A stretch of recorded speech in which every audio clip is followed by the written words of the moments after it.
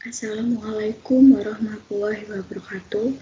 Perkenalkan, nama saya Hikmah Wahyu Asrita Putri dengan nomor NIM 3 digit terakhir 049. Pada kesempatan kali ini, saya akan mempresentasikan serta menjelaskan tentang pengambilan keputusan untuk mengambil potensi lokasi lahan pertanian pangan menggunakan sistem informasi geografis. Sebelum saya mempresentasikan serta menjelaskannya, izinkan saya untuk share screen terlebih dahulu.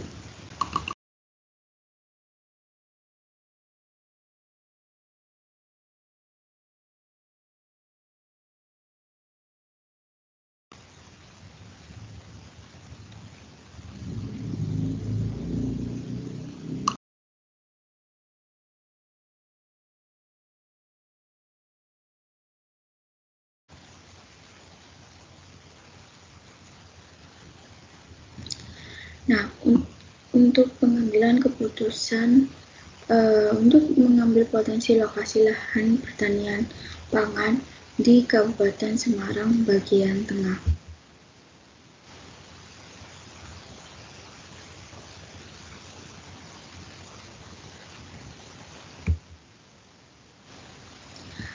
Untuk tujuannya sendiri yaitu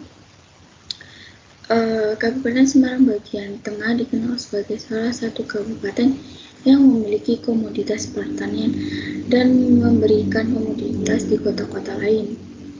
Dan di satu sisi, Kabupaten Semarang bagian tengah memiliki potensi bencana dalam aspek geologi, gempa, dan longsor.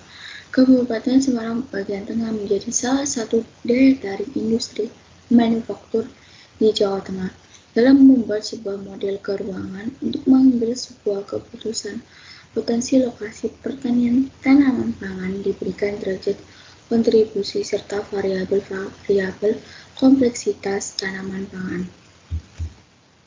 Berikut merupakan kerangka analisis yang telah kami buat, yaitu dari kelas praktik VTRA untuk mata kuliah Sistem Informasi Geografis. Ini untuk kerangka analisis penentuan lokasi pengembangan tanaman pangan. Itu dibagi menjadi 3. Ada analisis syarat tumbuh tanaman pangan yang terdiri dari nilai KTK, indeks vegetasi, dan pH tanah. Dan untuk yang kedua, analisis kesesuaian lahan yang terdiri dari jenis tanah, curah hujan, kemiringan lereng, hidrologi, penggunaan lahan existing. Lalu untuk yang ketiga, analisis kebijakan yang berupa RT/RW atau pola ruang. Nah, selanjutnya ini ada pembobotan dan scoring. Untuk pembobotan dan scoring ini kita bedakan juga seperti kerangka analisis menurut indikator. Ada 3 indikator.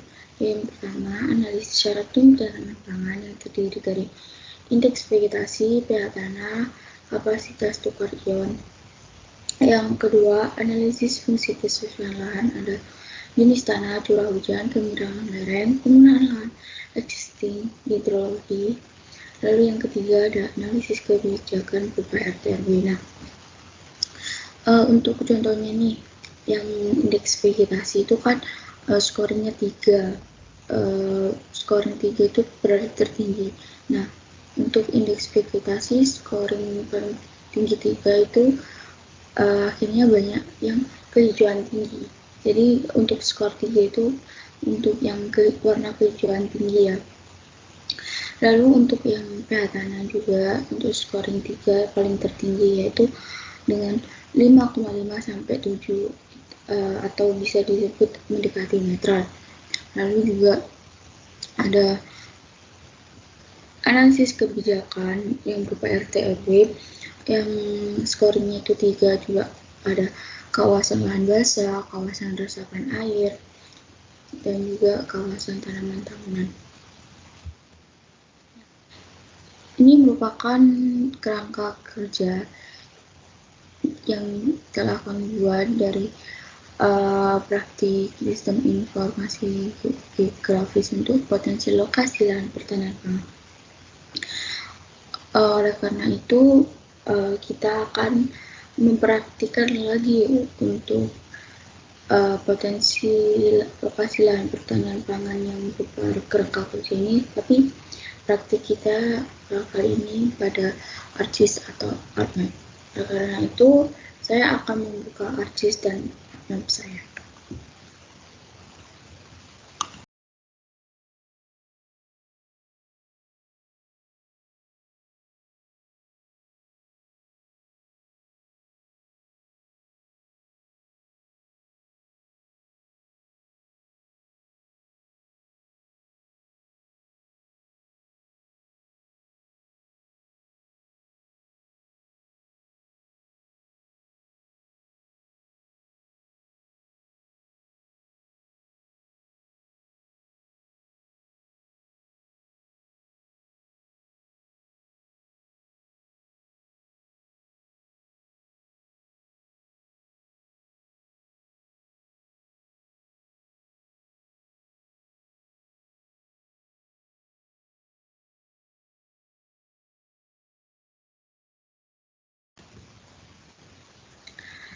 Nah, ini kita sudah pada ArcGIS atau ArcMap-nya. Nah, di layer sini terlihat ada SHP yang akan digunakan untuk potensi lokasi lahan pertanian pangan di Kabupaten Semarang bagian tengah. Nah, ini ada yang pertama, wilayah studi, SHP wilayah studi Kabupaten Semarang bagian tengah. Yang kedua ada SHP pola ruang, ada SHP tutupan lahan, ada SHP hidrologi, ada SHP kelerengan, ada SHP curah hujan, ada SHP jenis tanah, ada SHP pH tanah, ada SHP indeks vegetasi, dan yang terakhir ada ini SHP KPK tanah. Nah, di sini ada 9 SHP yang benar-benar diperlukan, dan untuk satu SHP ini yaitu SHP wilayah studi. Nah, karena itu tidak perlu berlama-lama lagi, mari kita langsung praktiknya. Nah, ini kan sudah ada SHP ya. Nah, SHP ini kita jadikan raster terlebih dahulu. Kita ke R2Box, lalu kita ke Conversion Tools, lalu ke To Raster, lalu tekan Polygon to Raster. Klik 2 kali sampai muncul di layar.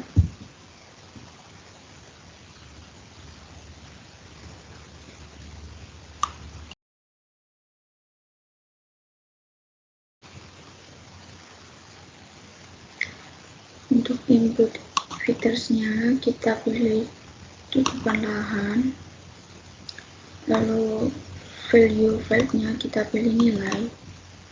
Untuk outputnya aku tetap ya, ini tetap yang cell adjustmentnya pilih yang center. Untuk priority-nya non, terus cell size-nya kalau di sini 120 aku ganti 30, lalu oke. Nah, ini sedang proses untuk rasternya, kita tunggu saja.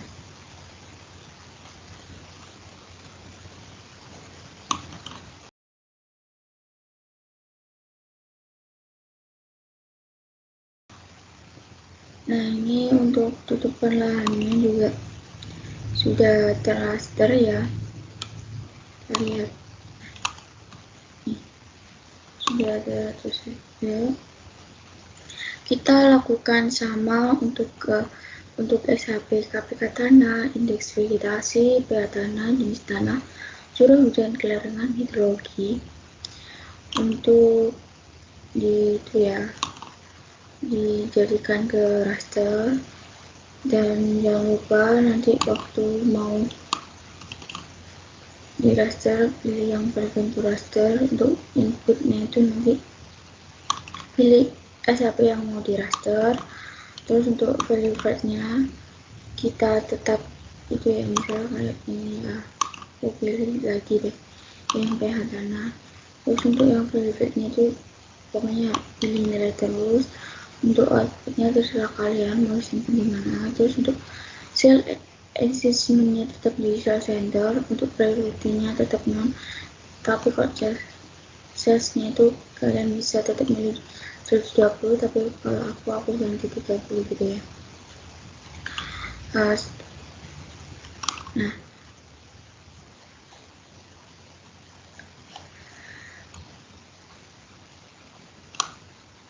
Setelah udah di raster semua ya, ini ada PH tanah, tutupan lahan, KPK tanah, lereng, jenis tanah, indeks vegetasi, hidrologi, curah hujan, dan pola. Setelah selesai di raster, kita ke search.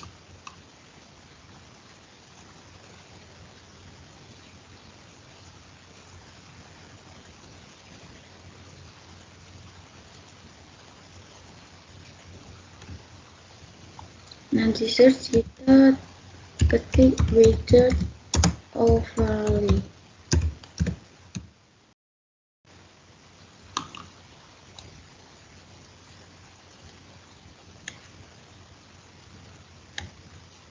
Kita pilih yang ini, widget overlay spatial analisis ini. Kita pilih itu.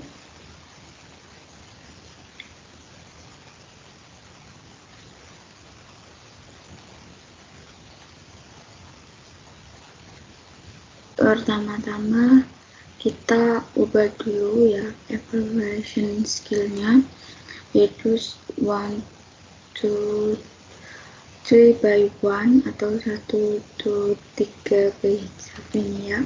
Di sini ditulis 1,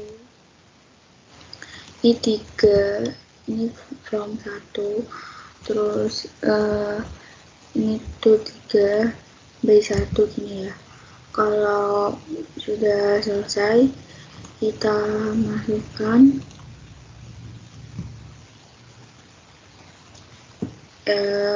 untuk itunya, kita pilih sel input rasternya yang udah keluar ruang tadi, pilihnya value, terus di OK.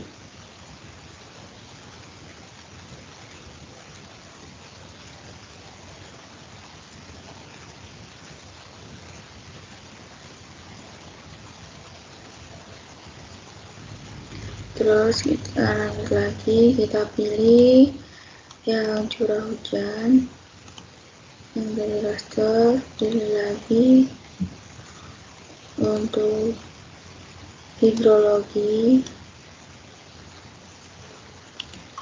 Setelah hidrologi kita pilih indeks vegetasi, oke. Lalu setelah indeks vegetasi kita pilih jenis tanah. Setelah jenis tanah kita pilih kelerengan, lalu kita pilih KPK tanah, terus setelah itu kita pilih pH tanah, dan yang terakhir kita pilih tutupan lahan. Nah, untuk scale value-nya kita cek dulu harus sesuai ya, berarti 1, 2, 3 sudah bisa, 1, 2, 3 sudah benar, 1, 2, 3 sudah benar.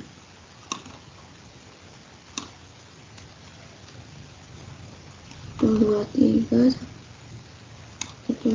1, 2, 3. Nah, ini untuk yang jenis tanah ini kan ada 4. Ini kita mulai dari 0 karena ada yang di tanah yang benar-benar tidak bisa ditanam gitu ya, itu yang di danau rawa pening itu. Untuk yang nol kita ganti jadi restricted ini ya. Di sini tetap 223 ya,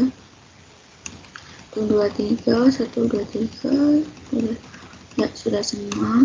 Lalu jika sudah, kita ke influence atau untuk pembobatan. Pola ruang itu 10%, curah hujan juga 10%, hidrologi juga 10%, indeks vegetasi 10%, lalu untuk jenis tanah itu 15%, kelerengan itu 10%, untuk KPK tanah 10%, lalu untuk pH tanahnya itu 15%, untuk tutupan lahannya juga 10%. Setelah selesai ya, kita cek kembali untuk influence-nya. Pola ruang 10%, curah hujan 10%, hidrologi 10%, indeks vegetasi 10%, jenis tanah 15%, kelerengan 10%, KPK tanah 10%, pH tanah 15%, dan tutupan lahan 10%. Kalau sudah, kita pilih output rasternya untuk mau disimpan di mana gitu ya. Ini opsional juga ya, kalian mau simpan di mana, ini bisa di mana aja gitu ya yang kalian mau simpan, tapi aku tetap ya untuk seperti itu. Kalau udah ini di oke.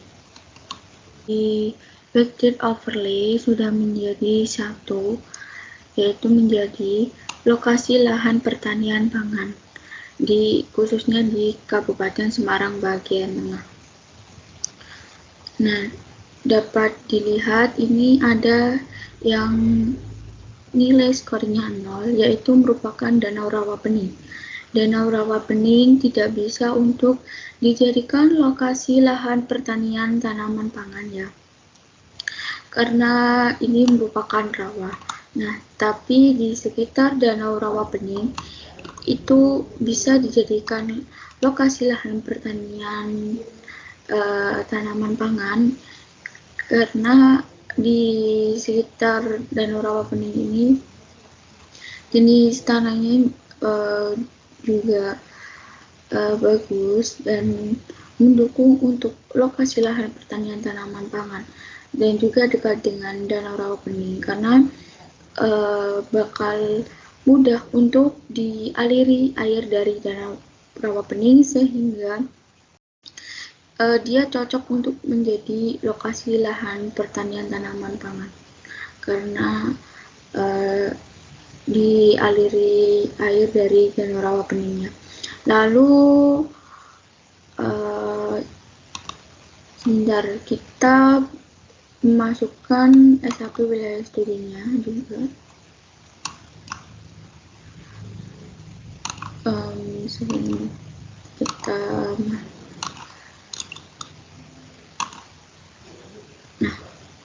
untuk SHP-nya kita ubah dulu, lalu kita ubah terlebih dahulu, kita buat 1,5 ya, kita buat 1,5, lalu kita pilih warna merah. Nah, ini lalu jangan lupa untuk ke properties kita label ya, biar tahu daerah mana saja di Kabupaten Semarang bagian tengah yang berpotensi sebagai lokasi lahan pertanian tanaman pangan. Seperti itu. Lalu kita ke labels. Di labels ini kita pilih yang kecamatan. Nah, yang kecamatan ini kita pilih, lalu labelsnya jangan lupa untuk dicentang. Lalu kita pilih area yang 9 ya. Di apply terus oke. Nah, terlihat kan ini di dekat Danau Rawapening, berarti masih sekitaran Ambarawa, Bawen, nah, dan apa namanya, Banyu Biru, Tuntang. Ini bisa dijadikan lokasi lahan pertanian tanaman pangan karena mendukung ya jenis tanah juga, pH tanahnya, terus hidrologinya, lalu curah hujannya seperti itu. Lalu juga ada sebagian yang bisa ditanami tanaman pangan di lokasi lahan pertanian di Kecamatan Beringin. Tapi tidak semua Kecamatan Beringin bisa ya. Yang pokoknya yang berwarna hijau ini yang sangat bisa menjadi lokasi lahan pertanian pangan. Seperti itu.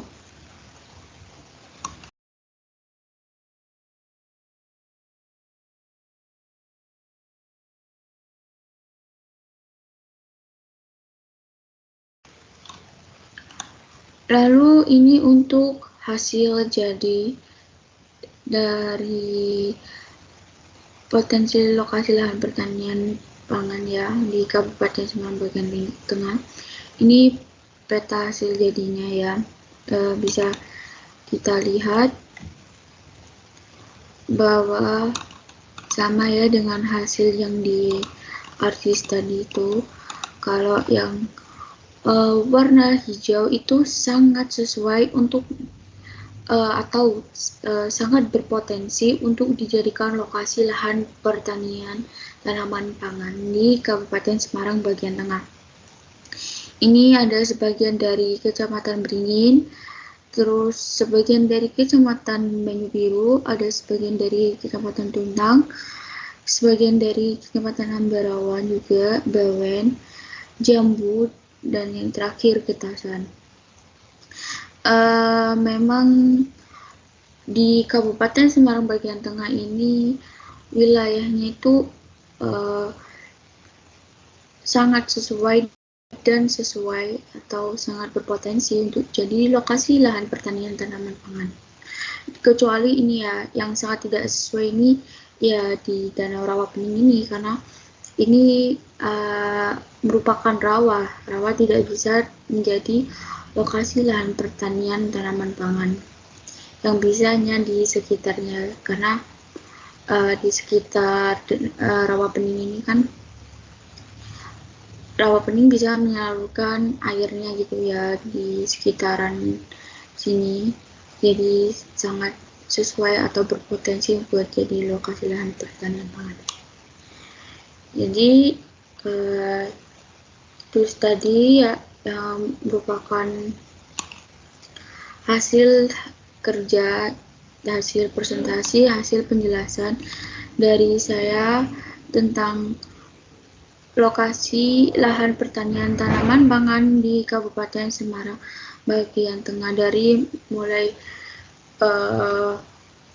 PPT, terus proses analisis kerjanya untuk pembuatan scoring, lalu kerangka kerjanya. Jadi pertama itu SHP terlebih dahulu, SHP apa saja yang memang perlu dibutuhkan untuk lokasi lahan pertanian tanaman pangan ini, khususnya di Kabupaten Semarang bagian tengah. Lalu SHP tersebut itu dijadikan raster. Setelah semua dijadikan raster ya, lalu di worksheet overlay supaya menjadi satu peta lokasi lahan pertanian tanaman pangan, khususnya di Kabupaten Semarang bagian tengah. Nah, itu tadi sedikit presentasi, penjelasan, serta praktik dari saya mengenai pengambilan keputusan untuk lokasi lahan pertanian tanaman pangan khususnya di Kabupaten Semarang bagian tengah.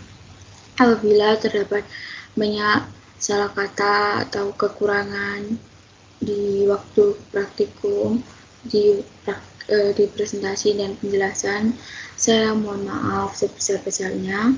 Sekian, terima kasih. Wassalamualaikum warahmatullahi wabarakatuh. Sampai jumpa di video pembelajaran yang lainnya.